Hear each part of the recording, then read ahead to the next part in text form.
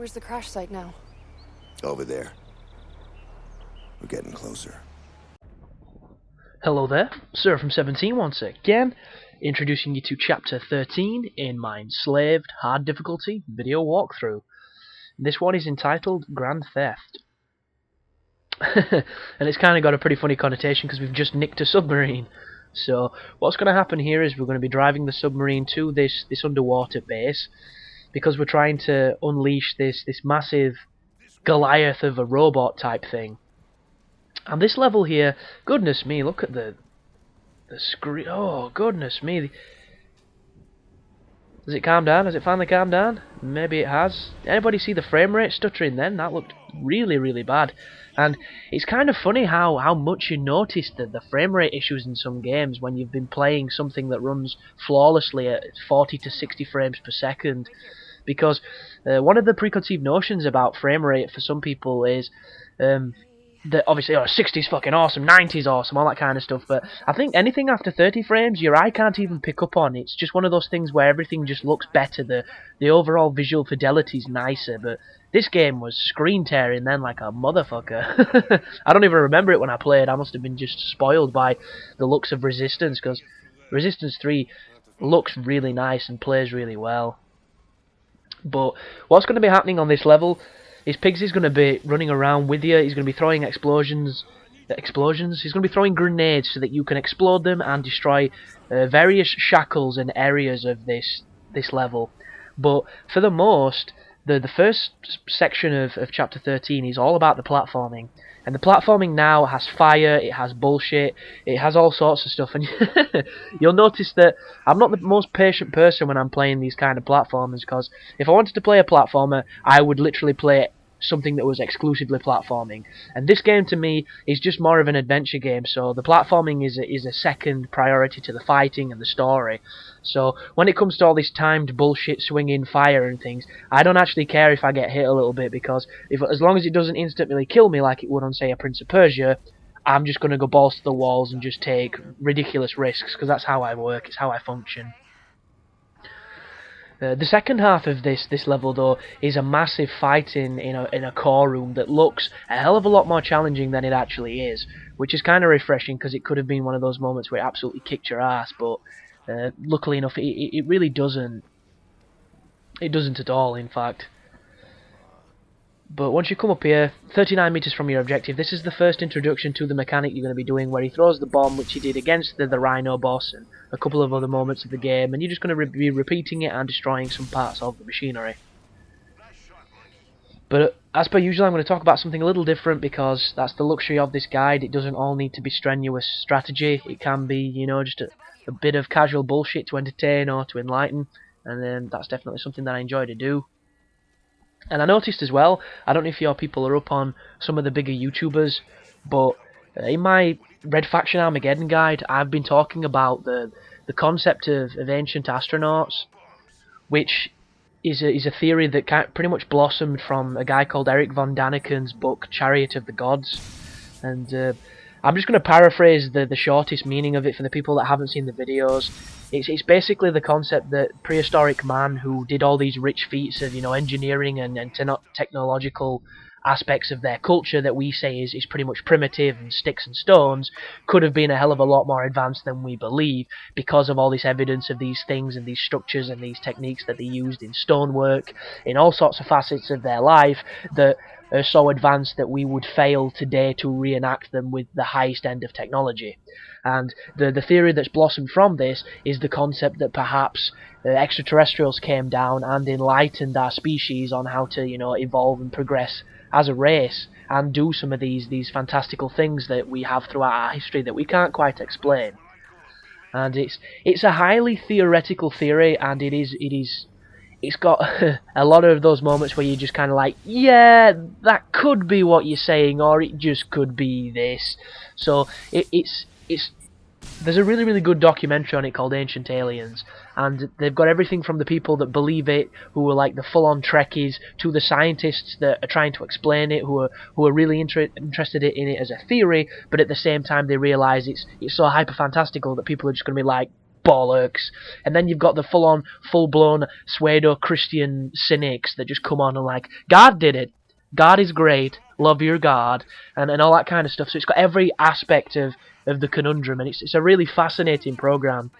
And a top YouTuber has been discussing it in some of his videos, and he's been getting a lot of success.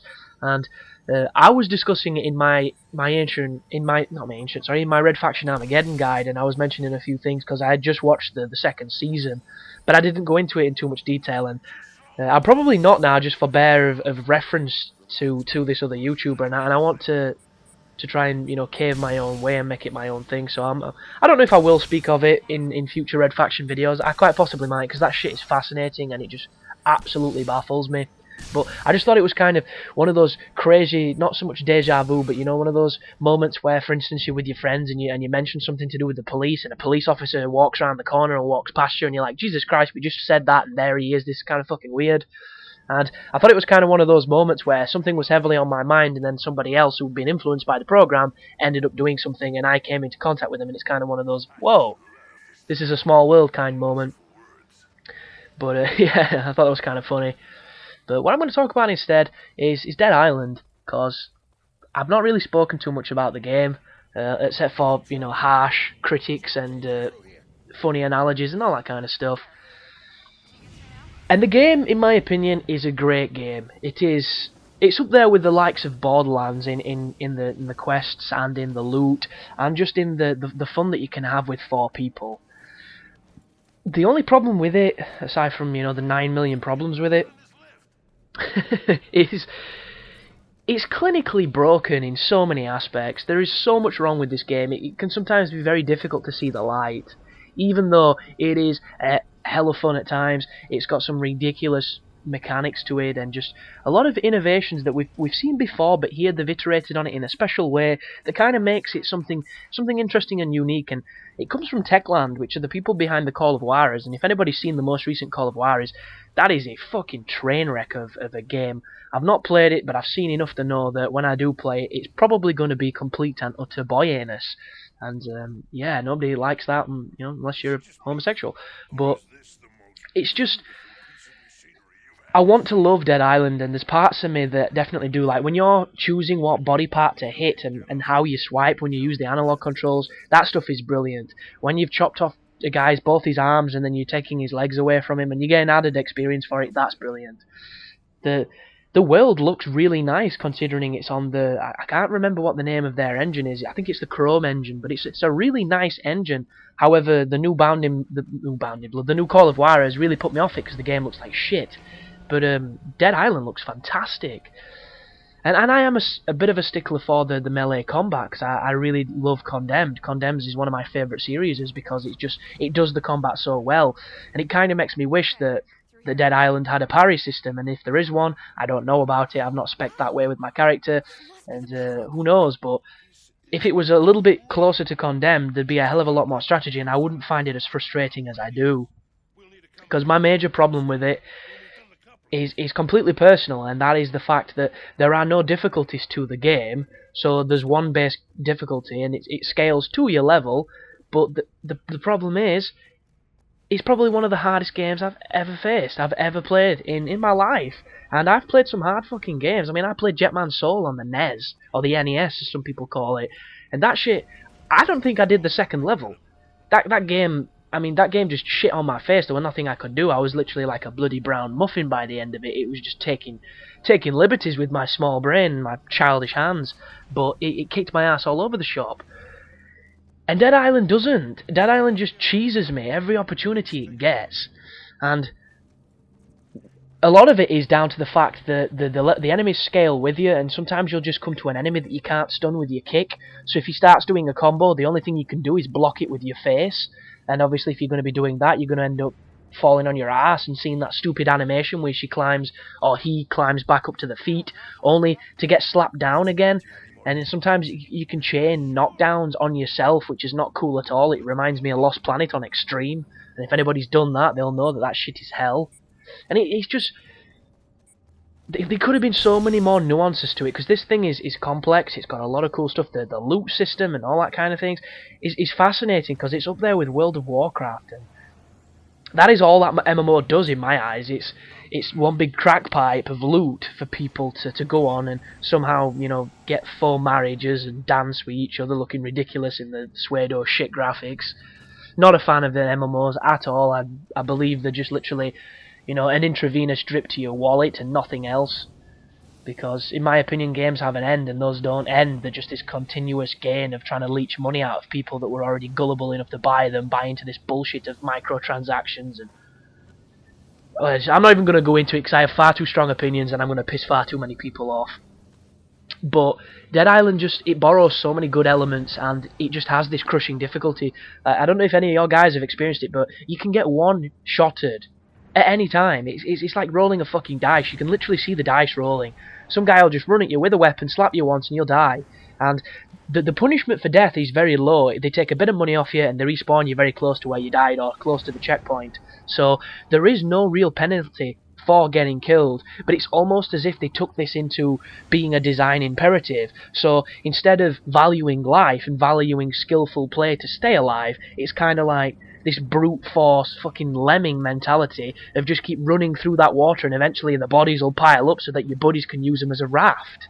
And that to me is just not cool, because I want to play a game, and I want to get good at a game. I want to get so good at a game that I can do it without dying, I can do it without getting hit, I can do it confidently, and be like, yeah, I beat this game, I took on everything it had to give, and I kicked its ass. But I honestly don't think I'll ever be able to say that on Dead Island, because I could have legendary weapons that don't break, I could have, you know, fucking a companion like Jason Voorhees running around with a machete chopping dudes up because he's 9 foot and immune to bullets.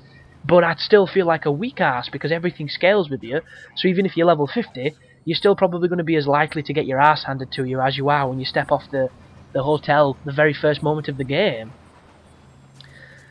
And I mean, that's not even talking about some of the technical problems that Dead Island has, but I will say this much. It took me 18 hours to beat the game. I was doing as many side quests as I could. Towards the end I kind of skipped them because I wanted to beat it so that I could start a recording run of some kind. And when was the last time you can honestly say, aside from a Bethesda game, you spent 18 hours playing a campaign?